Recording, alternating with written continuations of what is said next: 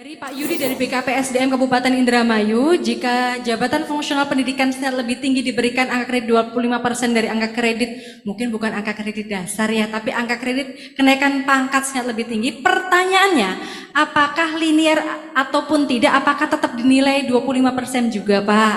Ya, silakan Bapak. Nah, ini mekanisme mengklaim angka kredit dari pendidikan.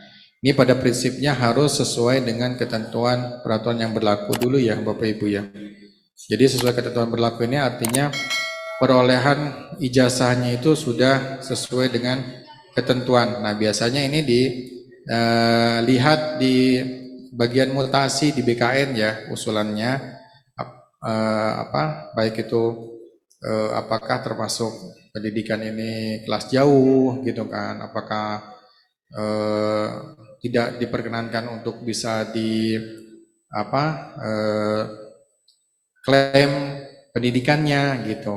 Nah, apabila pendidikan ini memang secara teknis di bagian kepangkatan ini sudah mendasarkan sesuai dengan ketentuan peraturan yang berlaku, maka tinggal Bapak Ibu mengklaim ke atasan Bapak Ibu pendidikan sebesar 25% dari angka kredit kebutuhan naik pangkat ya Bapak Ibu, bukan angka kredit dasar. 25% dari kebutuhan angka kredit naik pangkat setingkat lebih tinggi. Jadi kalau misalkan Bapak Yudi ini misalkan di ahli pertama, berarti 25%-nya dari 50 angka kredit. Nah, kalau ahli muda berarti 25% dari 100 angka kredit ya, bukan dari angka kredit dasar. Linier atau tidak linier itu tetap dinilaikan sepanjang perolehan ijazahnya itu sesuai dengan ketentuan peraturan yang berlaku. Namun ada konsekuensi gitu kan. Konsekuensinya apa gitu kan? Kami memberikan kebebasan atau keluasan pengembangan diri. Tapi ketika berkaitan dengan karir, tentu organisasi punya aturan main.